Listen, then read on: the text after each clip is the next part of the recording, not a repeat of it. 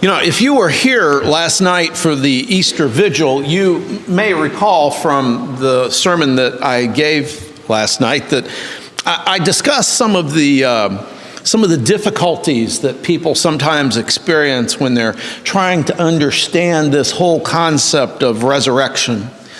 Primarily because, it's just entirely outside the scope of our experience in day-to-day life, and also because there were no eyewitness accounts to the resurrection. Our gospel reading today from Luke leads us back to that same theme, or at least it leads my sermon back to that same theme.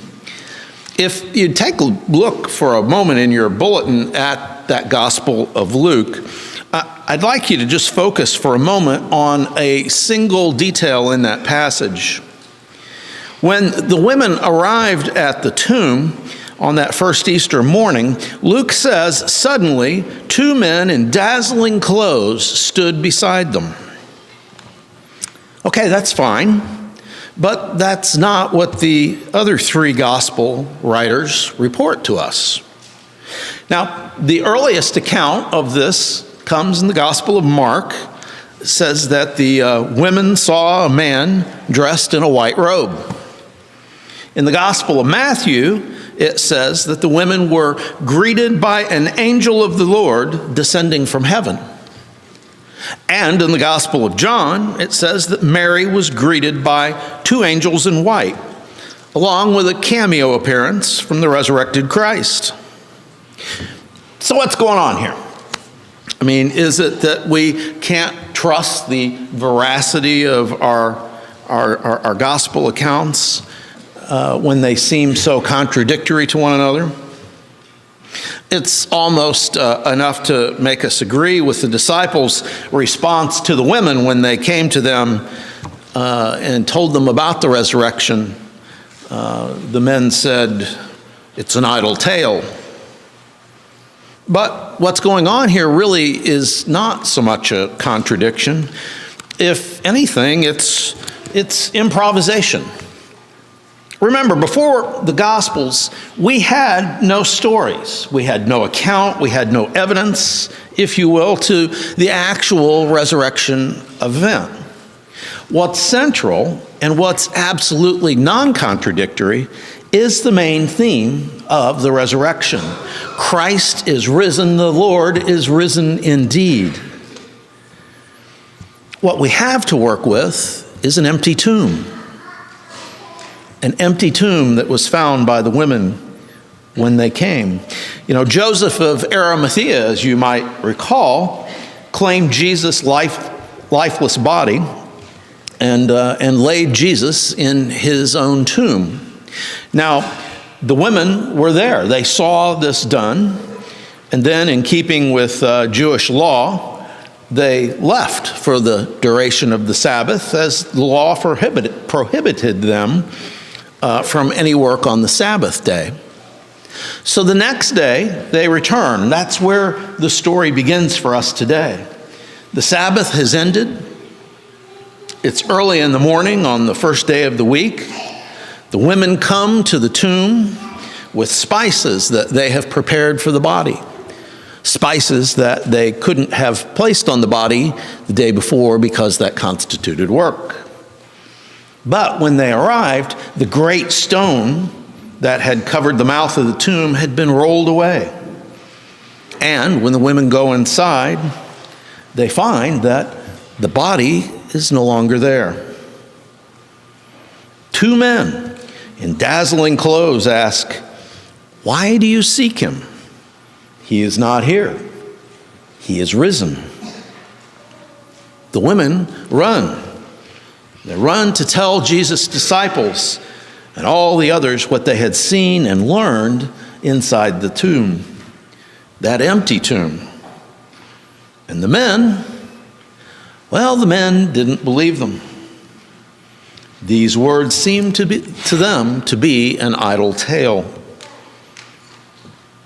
Now, I can't publicly repeat what one of my very feminist seminary professors had to say about this response from the men.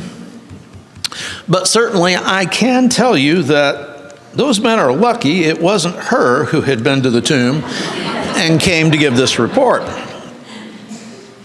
Anyway, as my professor pointed out, and rightfully so, there's a huge difference between standing in the tomb, as the women had done, and standing outside the tomb, peeking in, as Peter had done. The view is very different.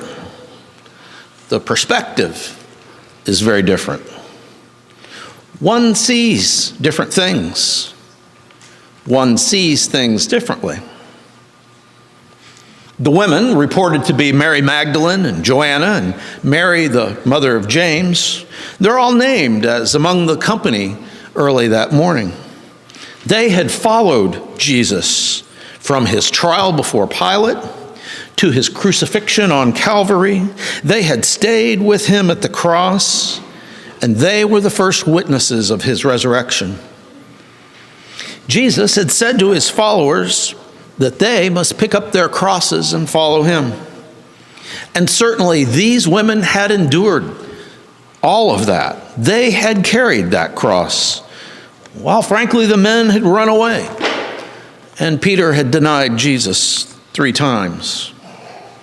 The women stayed at the cross, and later they entered the tomb to follow him.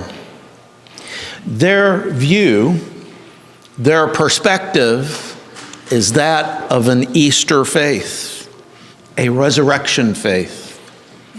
They had walked that path to Calvary, and so they had eyes to see the heavenly messengers when they had expected to see the body of their Lord. They also, as a result, had ears to hear the ask, "Why do you seek the living among the dead? He is not here, he is risen." And they believed. They heard and they believed. The men, on the other hand, they were frightened. They ran away from the cross. Peter denied knowing Jesus.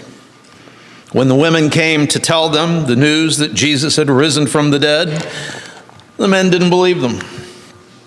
And when Peter, ever impulsive Peter, got up and ran to the tomb himself, did he go inside?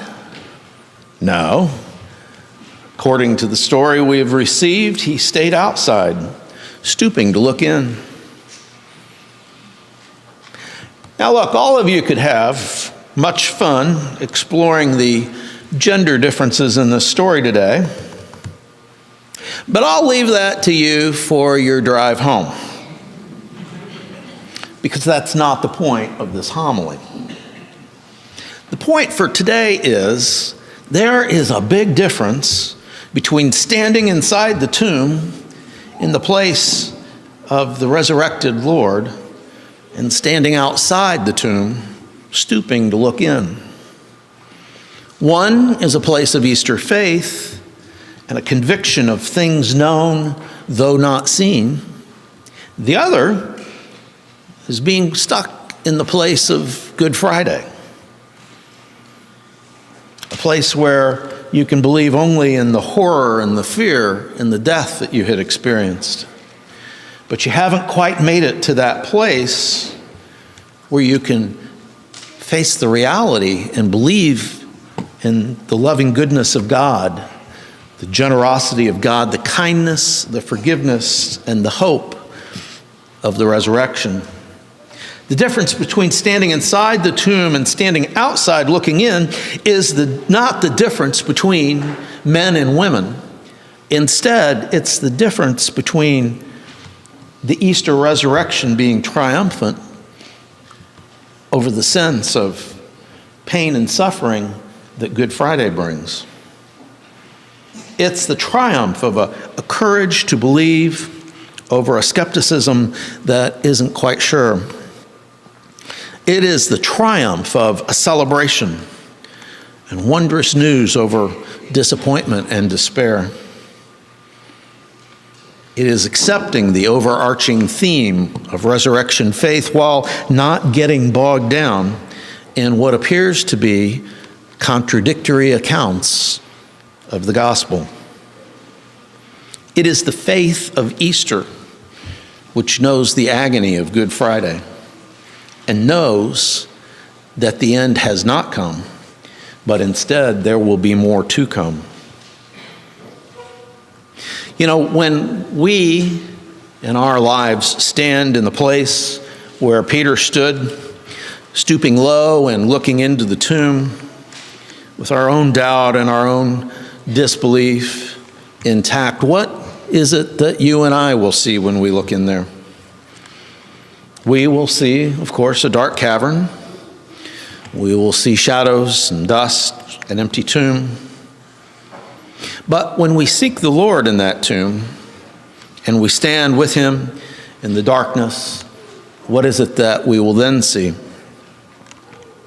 Those heavenly messengers in dazzling array? Probably not. But we will see the emptiness, and we will know the reason for that emptiness.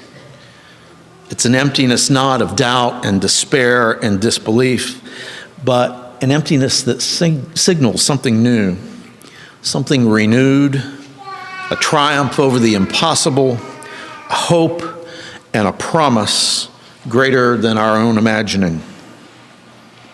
And when we look, we turn in the tomb and we look out past the darkness of the tomb to the outside world, we will see light. And that will be the light of the risen Christ. For indeed, he is risen. Amen.